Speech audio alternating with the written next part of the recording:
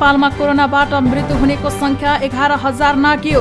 जोखिम कम उमेर समूहमा सर्दै गएको विज्ञहरूको भनाई।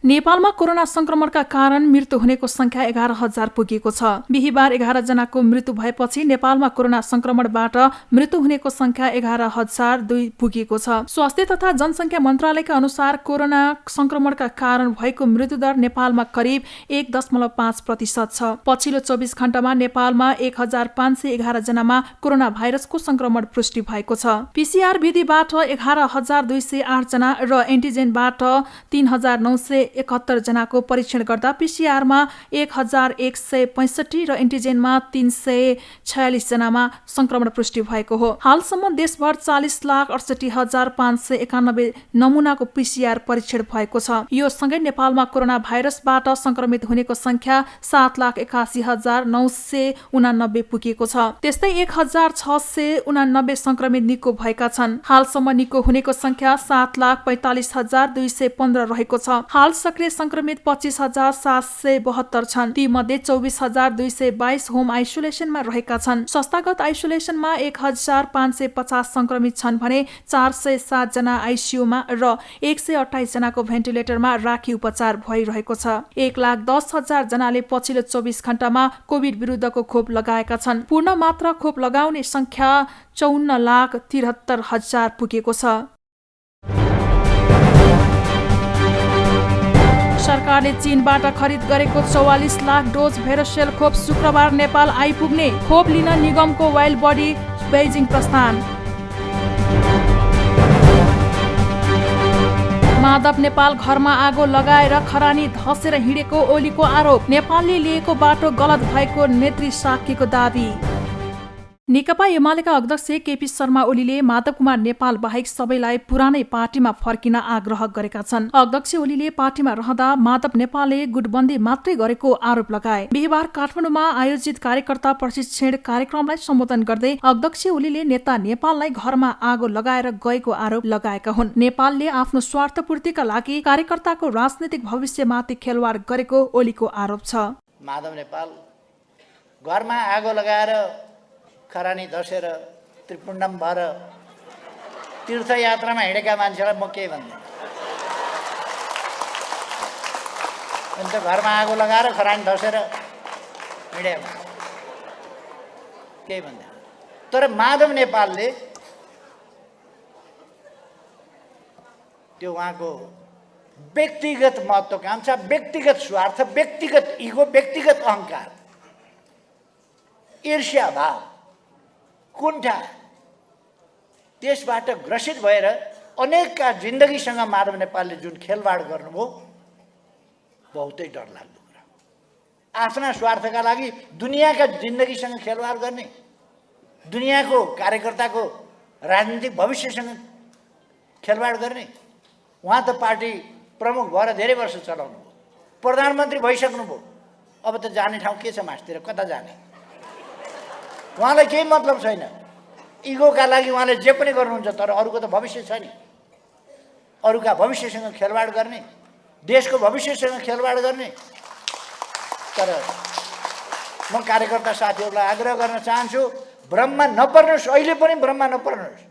नेपालको एमालेमा कुनै आवश्यकता नभएको उनले बताए। नेपालले महत्त्वाकांक्षा, अहङ्कार, कुण्ठा र आफ्नो व्यक्तिगत स्वार्थलाई केन्द्रमा राखेर अनेकका जिन्दगीसँग खेलवाड गरेको बताए। अध्यक्ष ओलीले माधव नेपालको पार्टीलाई झिङ्गाको संज्ञा पनि दिए। माधव कामरेड आउनुहोस्, तपाईँको आवश्यकता छ भनेर फुटाउनलाई आवश्यकता छ। अब उहाँको यहाँ फेरि फुटाउनु के गर्न आवश्यकता छ माधव कामरेडको, त्यो म बुझ्दिनँ। केलाई आवश्यक? उहाँ छैनजाल पार्टी गुटबन्दी बाहेक केही भएन। गुटबन्दी माधव नेपालले यी 3 वर्ष 3.5 वर्षमा पार्टीको पक्षमा, सरकारको पक्षमा एक शब्द बोलेको कमरेडहरूले सुन्नुभयो कहिले? आलोचना, विरोध, सरकारको आलोचना, सरकारको विरोध, प्रतिक्रियावादी भन्दा चर्को विपक्षीहरूले के भन्थे? यतै सत्ता पक्षकै नेताहरूले यति बोलिसकेपछि हामीले केही बोल्नु परेन, हाम्रो कुरो उहाँले भनिदिइसक्नु। तपाईँहरूले सुन्नुभएको नि त पटक पटक। जहिले पनि रोस्टममा उभिएपछि गीत गाउने, डुङ्गा डुब्नै लाग्यो, लौ न कोही आऊ बचाइदेऊ। कम्युनिस्टको 2/3 को सरकार छ, 7वटा मध्ये 6वटा प्रदेशमा सरकार छ, अनि डुङ्गा चाहिँ डुब्न लाग्यो अरे।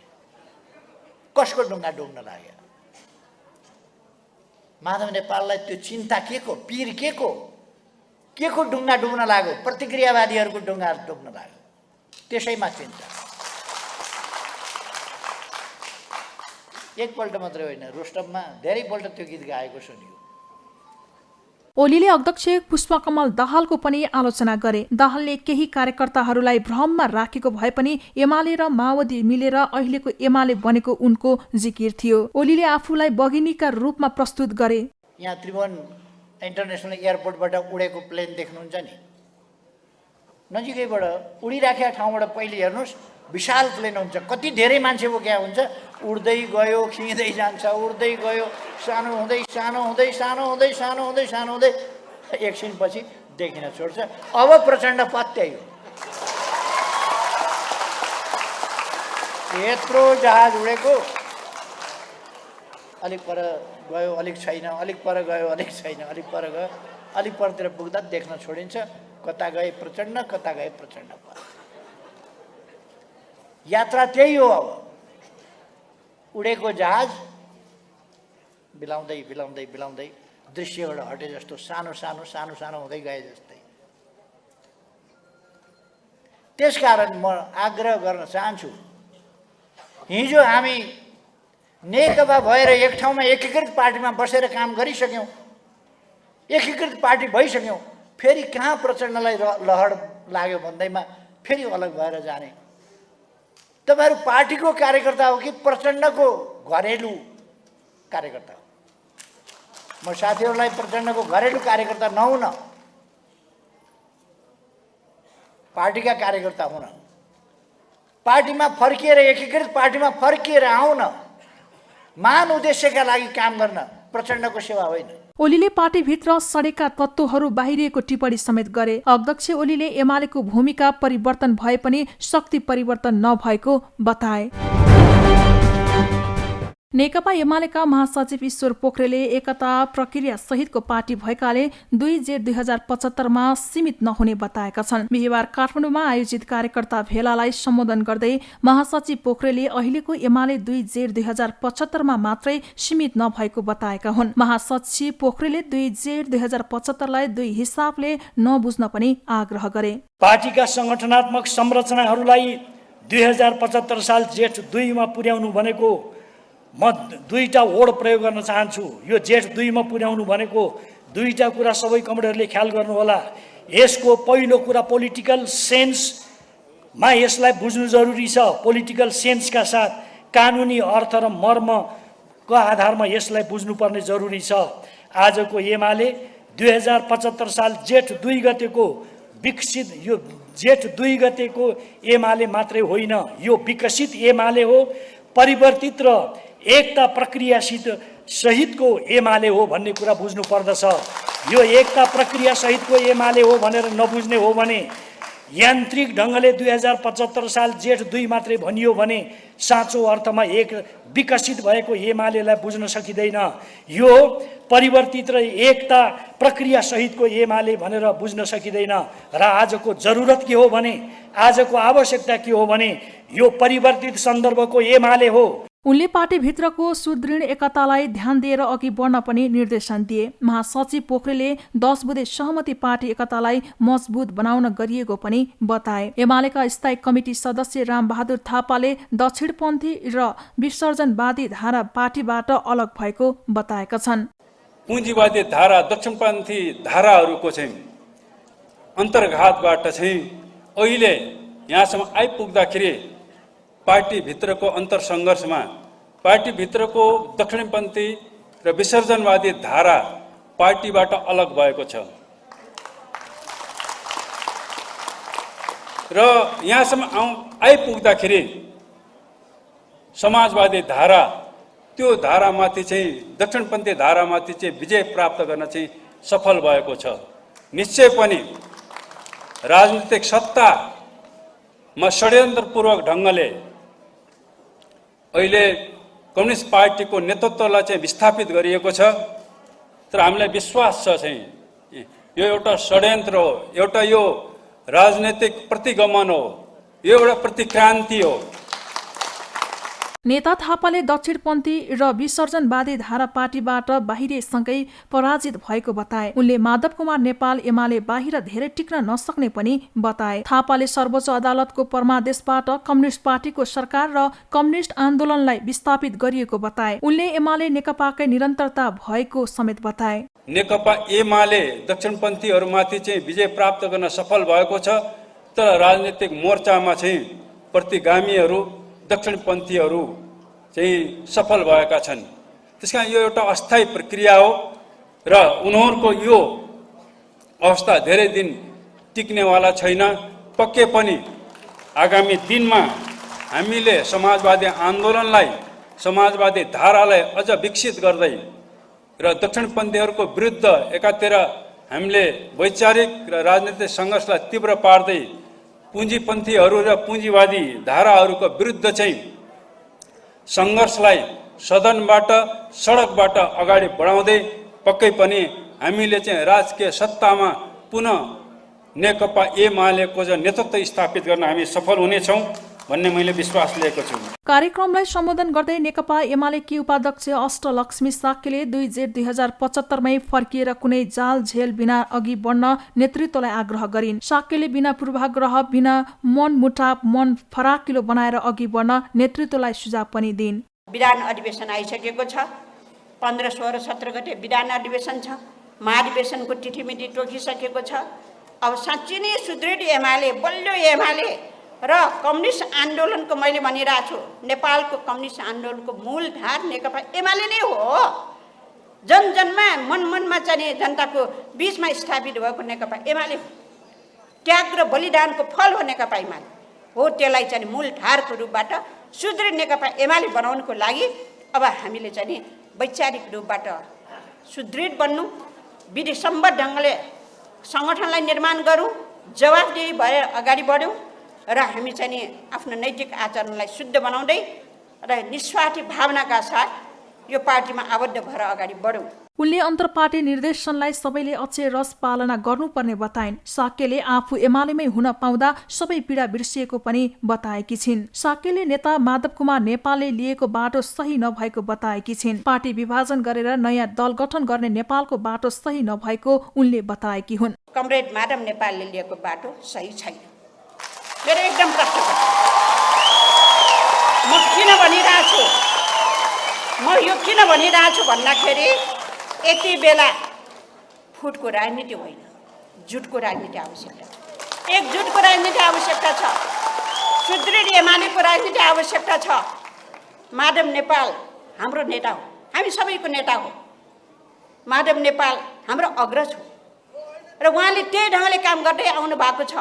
आज आफूले त्याग गरेको, दुःख गरेको, समर्पण गरेको, सम्पूर्ण शक्ति आफ्नो जीवन दिएको पार्टीलाई चटक्क त्यागेर नयाँ पार्टी गठन गरेर अनि जनमत सिर्जना गर्छु, आन्दोलन सिर्जना गर्छु भनेर भनेको कुरा यो सही कुरा हुन सक्दैन।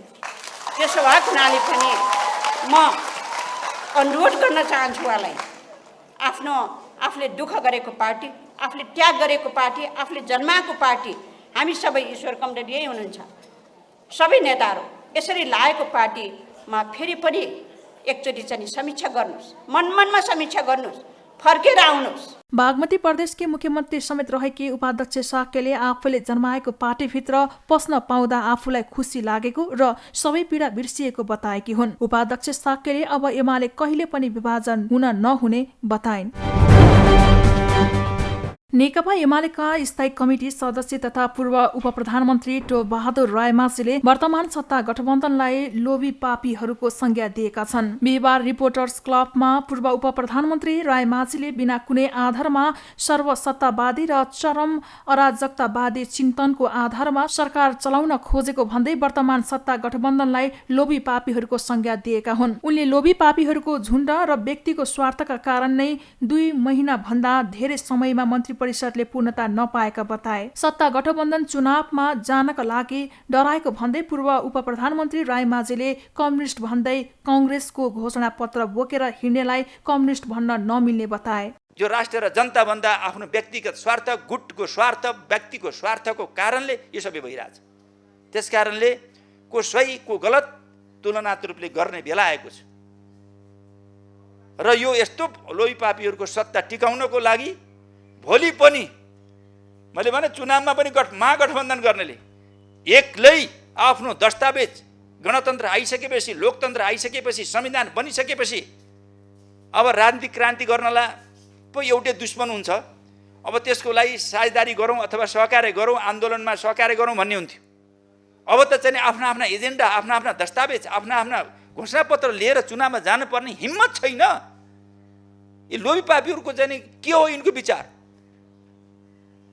कम्युनिस्ट भन्ने अनि काङ्ग्रेसको पुच्छर बनेर काङ्ग्रेसको घोषणापत्र दौडेर हिँड्नेलाई कम्युनिस्ट भन्न मिल्छ? पूर्व उपप्रधानमन्त्री रायमाझीले पार्टीले उठाएका माग पूरा नभएसम्म संसद अवरुद्ध गरिरहेको बताए। उनले सभामुख अग्निप्रसाद सापकोटाले एउटै केसमा 2वटा मापदण्ड देखाएको भन्दै सभामुखले नैतिक रूपमा राजीनामा दिनुपर्ने बताए। उनले 2 महिना बितिसक्दा समेत सभामुखले नेकपा एमाले कारबाही गरेका 14 जना सांसदको नाम नटासेको भन्दै यो कदम सभामुखले पार्टीको कार्यकर्ता भएर चालेको आरोप लगाए। उनै सभामुख जसले हामी साक्षी छौँ, हामीलाई कारबाहीको लागि 1-1.5 दिनभित्रमा सूचना टाँगियो र हाम्रो संसद गयो, त्यही केसमा एमाले आफ्ना 14 जना सांसदलाई कारबाही गर्दा त्यो पनि के छ भनेदेखि आफ्नो प्रधानमन्त्रीको विपक्षको नेतालाई पनि हामीले त त्यो सम्मान पनि गरेका थिएनौँ। हामीले कुनै त्यस्तो प्रकारको हुइप उल्लङ्घनको कुनै रेकर्ड छैन भनिसकेपछि त्यस्तो संसदलाई तिनै सभामुखले फेरि सूचना नटाङ्ने, यस्तो पनि को दुनियाँमा कोही हुन्छ? यो कुनै लोकतन्त्र हो? कुनै न्यायको सिद्धान्त अनुसार पनि यो मेल खान्छ? एउटै केसमा दोहोरो निर्णय, दोहोरो मापदण्ड। त्यसकारणले त्यो संसद, ती सभामुखले नैतिक रूपमा पनि राजीनामा दिनुपर्छ भन्न। कुनै पार्टीको एउटा कार्यकर्ताको, एउटा सिपाहीको काम गर्ने हो कि संसदको काम गर्ने हो?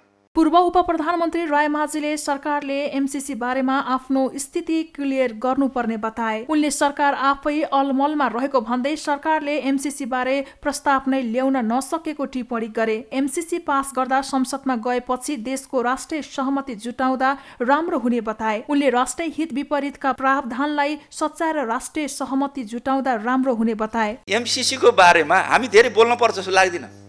अहिले हामी सरकारमा छौँ, सरकारमा छैनौँ हैन? त्यसकारण सरकारले आफ्नो स्थिति क्लियर गरोस्। सरकार नै अलमलमा छ, सरकारै बनाउन सकिरहेको छैन। हामीले धेरै बोलेर अहिले हुनेवाला पनि छैन। सरकारले आफ्नो स्थिति पहिला क्लियर गरोस्। एमसीसी पास गर्ने भने किन पास गर्ने होस्, नगर्ने भने किन नगर्ने होस्, उसले पहिला प्रस्ताव ल्याउनु पर्यो, ल्याउनै सकिरहेको छैन। पूर्व उपप्रधानमन्त्री रायमाझीले मुलुकमा अहिले कुनै पनि एजेन्डा नै नभएको भन्दै मुलुक अहिले पनि प्रतिगमनतिर गइरहेको बताए। उनले संसद औचित्यविहीन भएकोले तत्काल निर्वाचनमा जानुपर्ने औलाए। महाधिवेशन निष्पक्ष ढङ्गले सम्पन्न गर्न कांग्रेस पौडेल समूहको निर्वाचन समितिलाई ध्यानाकर्षण, डडेलधुरामा पुनः अधिवेशन गराउन माग। नेपाली कांग्रेसका वरिष्ठ नेता रामचन्द्र पौडेल पक्षीय नेताहरूले पार्टीको केन्द्रीय निर्वाचन समितिका पदाधिकारीलाई भेटेर महाधिवेशन निष्पक्ष ढङ्गले सम्पन्न गर्न ध्यानाकर्षण गराएका छन्। पार्टी कार्यालय सानेपा पुगेर पार्टी निर्वाचन समितिलाई पौडेल पक्षले लिखित ध्यानाकर्षण गराएको हो। डडेलधुरामा भएको वडा अधिवेशनमा महाधिवेशन निष्पक्ष हुनेमा शंका उत्पन्न भएकाले निर्वाचन समितिको ध्यानाकर्षण गराइएको पौडेल पक्षले जनाएको छ। पौडेल समूहले नेतृत्वको विरोध गर्दै डडेलधुरामा पूर्ण अधिवेशन गराउनु पर्ने माग गरेको छ। 8वटा क्लस्टरका मान्छेहरू कसको कहाँ कस्तो प्रतिनिधित्व हुने भयो, कस्तो प्रतिनिधित्व हुने भएन, कहाँनिर चाहिँ ल्याप्सेस छ, त्यो कुरा चाहिँ समीक्षा गरेर निर्णय गरेर पठाइदियो। अब यो दङ्गा फसाद गराउने कुरा छैन। यो पार्टीको बिचमा कति चाहिँ त्यसले सत्याग्रह त्यहाँ आएर बसेका छन्। शेरबहादुर भन्दा सिनियर मान्छे हुने त्यहाँ बस्ने। अब यस्तो किसिमको चाहिँ यो लथाबद्रो पारेर के गर्न खोजेको सभापतिलाई गएर भनेको छु। होइन मिटिङ होला तुरुन्त र त्यसले गर्नु पर्यो उहाँहरूको चाहिँ सम्बोधन गर्नुपर्छ मेरो बुझ छ डडेलधुरामा जुन काण्ड भयो त्यसको बारेमा अलि हामीले सोध्यौँ के भएको भनेर त्यहाँ हजारौँ पुलिस अफिसर गए त्यो डेमोक्रेसीको पक्षमा भएन भन्ने कुरा राख्दाखेरि उहाँले पनि भन्नुभयो त्यो ठिक भएन भनेर भन्नुभयो फेरि चुनाव गराउने कुरा के भइरहेको छ अब फेरि चुनाव हुन सक्ने सम्भावना म देख्दिनँ। निर्वाचन समितिमा हामीहरूले भेटेर उहाँहरूलाई डडेलधुराको इस्यु बारेमा होइन डेमोक्रेसी अप्ठ्यारोमा परेको छ यो डेमोक्रेसीलाई कसरी बचाउन सकिन्छ तपाईँहरूले निष्पक्ष न्याय दिनुहोस् भन्ने कुरा। यस्तै बाँकी रहेका 20 जिल्लामा पनि संस्थापन पक्षको भरमा नपरे निष्पक्ष ढङ्गले अधिवेशन गराउन सुझाव पौडेल पक्षले दिएको छ। वरिष्ठ नेता पौडेल सहित महामन्त्री डाक्टर शशाङ्क कोइराला, पूर्व महामन्त्री प्रकाशमान सिंह, कोषाध्यक्ष सीतादेवी यादव, नेताहरू अर्जुन नरसिंह केसी, शेखर कोइराला, डाक्टर वीरेन्द्र रिजाल लगायत नेताहरू सानेपा पुगेका हुन्। असोज 5 गते पार्टीको बाँकी रहेका 20 जिल्लाको अधिवेशन गर्ने कार्यतालिका सार्वजनिक गरिएको छ। सोही अनुरूप बुधबार साँझ थप 7 जिल्लाको क्रियाशील सदस्यता सूची निर्वाचन समितिले सार्वजनिक गरेको छ। बाँकी 13 जिल्लाको क्रियाशील सदस्यताको सूची अझै सार्वजनिक भएको छैन। स्थापना कालदेखि 4औं महाधिवेशनसम्म निर्विरोध रूपमा नेतृत्व चयन गर्दै आएको नेपाली कंग्रेस भित्र 5औं महाधिवेशनमा आएर पहिलो पटक सभापतिका लागि चुनाव भएको पाइन्छ। अधिवेशनले बीपीलाई सभापतिमा निर्वाचित गर्यो भने मातृका प्रसाद कोइराला, गणेशमान सिंह, गोपाल प्रसाद भट्टराई र केदारमान व्यथित प्रतिस्पर्धामा थिए। त्यसको 3 वर्षपछि सम्पन्न 6औं महाधिवेशनमा सुवर्ण शमशेर राणा र गणेशमान सिंह बीच प्रतिस्पर्धा भयो। उहाँले जीवनमा एक पटक मात्रै पदको आकांक्षा देखाउनु भयो। त्यो हारिसकेपछि कहिले पनि सभापतिको आकांक्षा देखाउनु भएन। त्याग मात्रै, सङ्घर्ष मात्रै। उहाँले जीवनमा एकचोटि पदको आकांक्षा देखाउनु भयो, त्यही सभापति। त्यो हारिसकेपछि फेरि उहाँले कहिले पनि तपाईँको के भनेदेखि आफूलाई सभापतिको आकांक्षा देखाउनु भएन। त्याग मात्रै, उहाँको सङ्घर्ष मात्रै। गणेशमानजीले जीवनमा एकपटक त्यही बेला पदको आकांक्षा देखाउनु भयो। त्यसपछि कहिले सभापतिको आकांक्षा देखाउनु भएन। कंग्रेसले समाजवादको नीति पारित गरेको त्यो ऐतिहासिक महाधिवेशनमा सभापतिका लागि जिल्ला जिल्लाबाट मतदान भएको थियो। 12 साल त्यतिखेर म त मुस्किलले 2 वर्षको थिएँ होला है। जिल्ला जिल्लामा ढ्वाङ राखेर त्यही काउन्ट गरेर निष्पक्ष तरिकाले त्यही काउन्ट गरेर 700, 800, 900 कति महाधिवेशन प्रतिनिधि थिए त्यतिखेर मेचीदेखि महाकालीसम्म है। त्यही गरेर त्यही भोट हालेर त्यहाँ गर्न सकिन्छ। 12 सालको कुरा रिजल्ट आउनलाई पनि यहाँ हप्तौँ लाग्थ्यो। ल उसले चाहिँ आकाशवाणीबाट आउँथ्यो, ल गणेशमान सिंहले यति भोट, सुवर्ण शमशेरले यति भोट। सुवर्ण शमशेर र गणेशमानजीको बिचमा मुस्किलले 60-40 को डिफ्रेन्सेस मात्रै भयो। सुवर्णजी जित्नुभयो, गणेशमानजी हार्नुभयो त्यसमा। तर जिल्ला जिल्लामा 12 सालमा आजभन्दा झन्डै तपाईँको 70 वर्ष, 60-70 वर्ष अगाडि तपाईँले गर्न सक्नुहुन्थ्यो। अहिले त डिजिटलको जमाना छ बाबा। 2012 सालमा गणेशमान सिंह र सुवर्ण शमशेर राणा बीच प्रतिस्पर्धा थियो, तर चुनाव सुवर्ण शमशेरले जिते। कंग्रेसले समाजवादी नीति लिएको पनि वीरगञ्ज अधिवेशनबाट नै हो। त्यति मात्र होइन, सभापतिमा निर्वाचित भए लगत्तै सुवर्ण शमशेर राणाले आफ्नो 12,000 बिघा जग्गा गरिबलाई वितरण गरे। वीरता उन्मूलनको घोषणा त्यहीबाट गरे। त्यसैमा घोषणा गर्नुभयो त उहाँले त्यो मञ्चबाटै। मेरो नाउँमा जे जति छ जमिन यो सबैमा जुन किसानले कमाएको छन् अब उनीहरूकै नाउँमा म चाहिँ गरिदिन्छु भनेर चाहिँ उहाँले भन्नुभयो। त्यसपछि त्यो जमिनमा आफूले दाबी नै गर्नु भएन, उनीहरूले आफ्नो आफ्नो दर्ता गरे।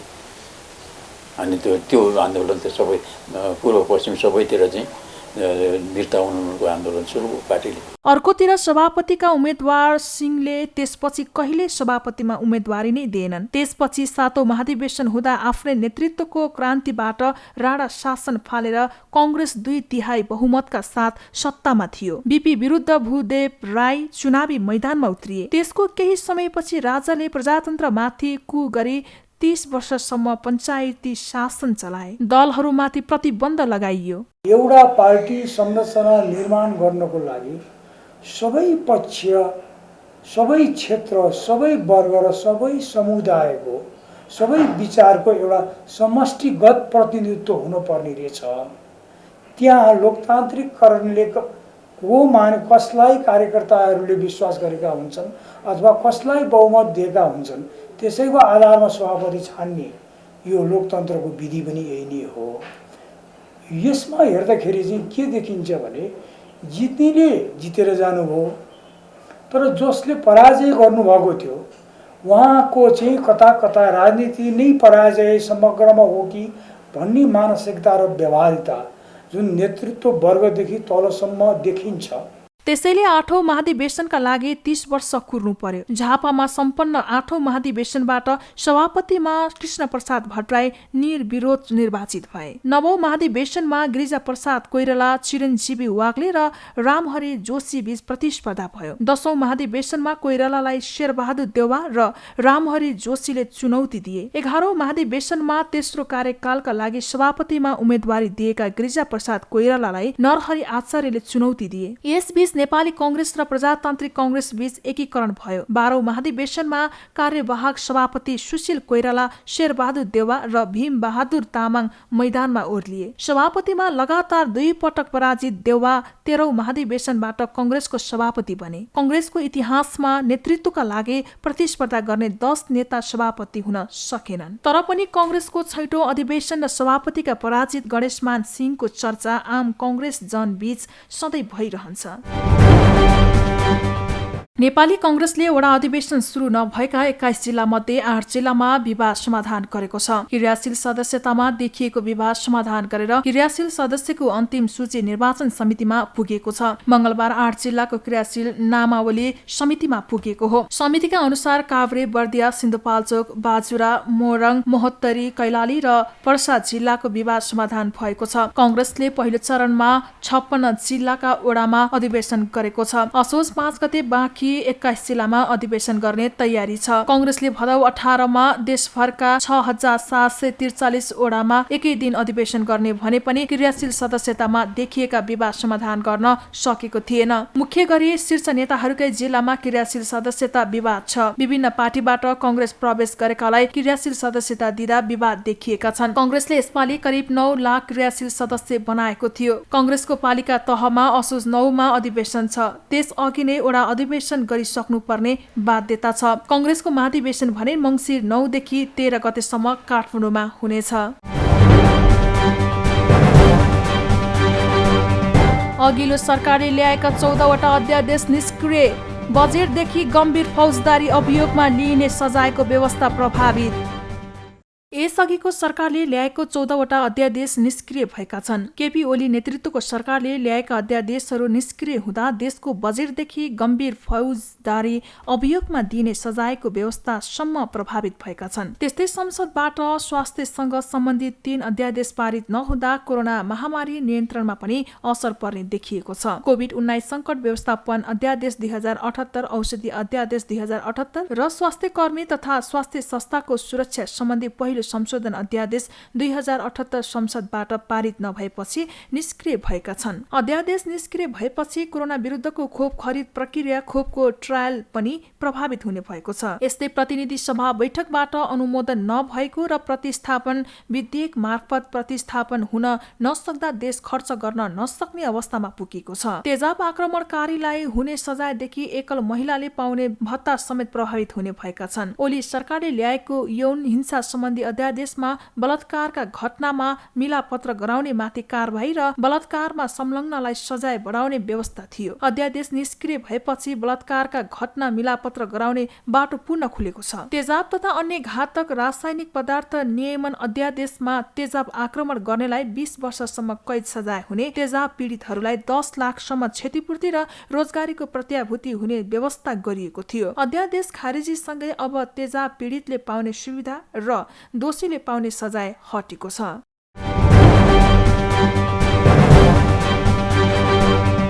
पर्यटक आउने सहज व्यवस्था मिलाउन सरकारसँग पर्यटन व्यवसायीहरूको माग। फ्री भिसाको कार्यविधि बनाएर कार्यान्वयन गर्न आग्रह।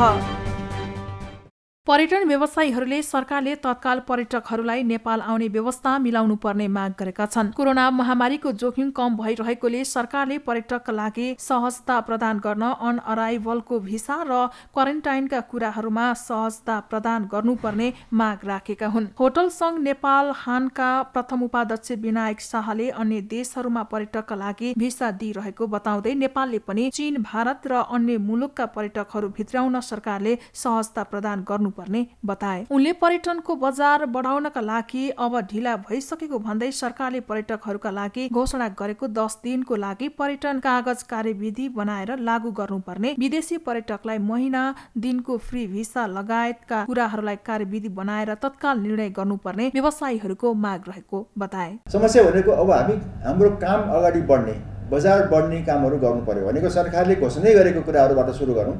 सरकारले 10 दिनको पर्यटन कागज भनेको छ, त्यो लागू गरिदिनु पर्यो। आजसम्म कार्यविधि बनाएको छैन।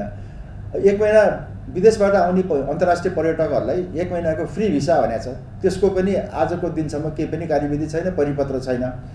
अब यी कुराहरू अब अक्टोबर नोभेम्बरमा जुन मान्छेको नेपाल आउन चाहन्थे ती मान्छेहरू आधा त क्यान्सलै भइसक्यो अहिले, किनभने हामीसँग आजको दिनसम्म अनअराइभल भिसा छैन, भिसा सहज पाउने अवस्था छैन। भनेको धेरै मान्छेहरू आउन खोज्नु भएको थियो अक्टोबर नोभेम्बरमा, किनभने हाम्रो विन्टर सिजनमा चाहिँ ट्रेकिङ गर्ने, माउन्टेनियरिङ गर्ने जुन हाम्रो अल्पाइन स्पोर्ट्स हो त्यसमा नेपाल त्यसलाई एकदमै प्रख्यात र एकदमै उनीहरूले खोजेको कुरा सबै हामी कहाँ पाउने हो।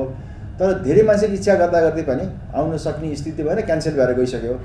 अब अहिलेको के छ भने V2B भ्याक्सिन लगाएको मान्छेहरू हामी कहाँ हाम्रो ग्राहक आउने र हामीले हाम्रो कामदार कर्मचारी पनि भ्याक्सिन लगाइसकेका हुनाले हामीले भ्याक्सिन लगाइसकेका मान्छेले भ्याक्सिन लगाइसकेका मान्छेले सेवा दिने भयो हुनाले कन्फिडेन्स लेभल बढाएको छ। होटल पबेराका सञ्चालक राधेश्याम थापाले कोरोनाका कहर बिस्तारै कम भइरहेकोले अब पर्यटन क्षेत्र पनि बिस्तारै खुल्दै जाने बताए। उनले नेपालको सौन्दर्यताको चर्चा धेरै भएकोले अब पर्यटकहरू आउने कुरामा आशावादी रहेको बताए। अब खासै के छ भन्दाखेरि यसको यो बिजनेस भनेको लगानी गर्ने बित्तिकै तुरुन्तै फाइदा आउने बिजनेस त पक्कै पनि होइन।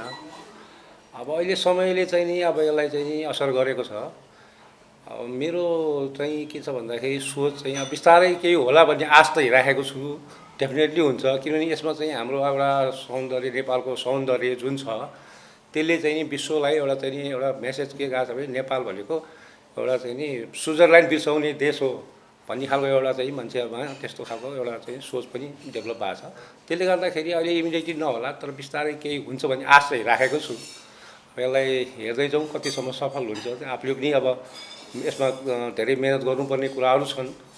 राज्यले पनि यसलाई हामीलाई चाहिँ अलिकति केही सोच्नै पर्ने एउटा कुनै किसिमबाट चाहिँ सपोर्ट हुने खालको एउटा चाहिँ सोच उहाँहरूले पनि बनाइदिनु भयो भने बिस्तारै अब रिटर्न होला भन्ने आशा राखेको छौँ। त्यस्तै रमदा इन्कोरकी मार्केटिङ म्यानेजर प्रज्ञा खनालले कोरोनाको कारण थलिएको पर्यटन क्षेत्रले अब गति लिने बताइन्। उनले नेपालमा आउने अधिकांश पर्यटक भारत र चीनका भएकोले भारत चीनका पर्यटकहरूका लागि सहजता प्रदान गर्नुपर्ने बताइन्। नेपालको सबैभन्दा धेरै टुरिस्ट फ्लो भनेको चाहिँ इन्डियन हो र चाइनिजहरू हो। त्यो इन्डियन र चाइनिजहरूको इन्डियामा नै हाम्रो 52+ होटेल्सहरू छ, अझ 14वटा अझ पाइपलाइनमा छ। त्यो कारणले गर्दा इन्डियन गेस्टहरू आउनु हुँदाखेरि चाहिँ रमाडा भन्दाखेरि चाहिँ उहाँहरूको लागि एकदम फेमिलियर ब्रान्ड हुने भयो। हामीले गरेर चाहिँ अलिकति मार्केटिङको लागि चाहिँ हामीले भ्यालु एडिसन गरिदिनु पर्ने भयो। पर्यटकको लागि सहजता प्रदान गरे मात्र पनि लाखौं पर्यटन व्यवसायीहरूको जनजीवनमा परिरहेको सङ्कट टर्ने भन्दै म्यानेजर खनालले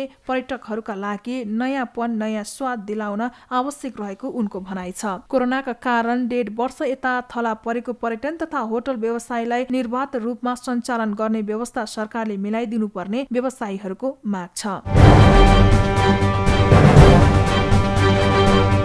र त्रिकोणात्मक 1 दिवसीय सिरिजको तेस्रो खेलमा नेपालले शुक्रबार अमेरिकासँग प्रतिस्पर्धा गर्दै नेपाल लगातार दोस्रो जितको खोजीमा। आइसिसी विश्वकप क्रिकेट लिग 2 अन्तर्गतको त्रिकोणात्मक 1 दिवसीय अन्तर्राष्ट्रिय सिरिजको तेस्रो खेलमा नेपालले शुक्रबार अमेरिकासँग प्रतिस्पर्धा गर्दैछ। नेपालले अल अमिरात क्रिकेट मैदानमा अमेरिकासँग प्रतिस्पर्धा गर्नेछ। नेपाल र अमेरिका बीचको खेल दिउँसो 4:15 बजे सुरु हुनेछ। अमेरिका विरुद्ध मैदान उत्रदा नेपाल अर्को जितको खोजीमा हुनेछ। अमेरिका पनि नेपाल विरुद्ध बदला लिने योजनामा हुनेछ। पहिलो भेटमा अमेरिकालाई हराएको नेपाल उच्च मनोबलमा रहेको छ। सोमबार भएको खेलमा नेपालले अमेरिकालाई 5 विकेटले पराजित गरेको थियो। मंगलबार भएको खेलमा नेपाल घरेलु टिम ओमान विरुद्ध 5 विकेटले नै पराजित भएको थियो। लिग 2 मा नेपाल 6 खेलमा 6 अङ्क जोडेर 6औं स्थानमा रहेको छ। अमेरिका 13 खेलमा 12 अङ्क जोडेर दोस्रो स्थानमा रहेको छ। लिग 2 को शीर्ष 3 राष्ट्र 2023 को जुलाईमा जिम्बाब्वेमा हुने विश्वकप छनौटमा स्थान बनाउनेछन्।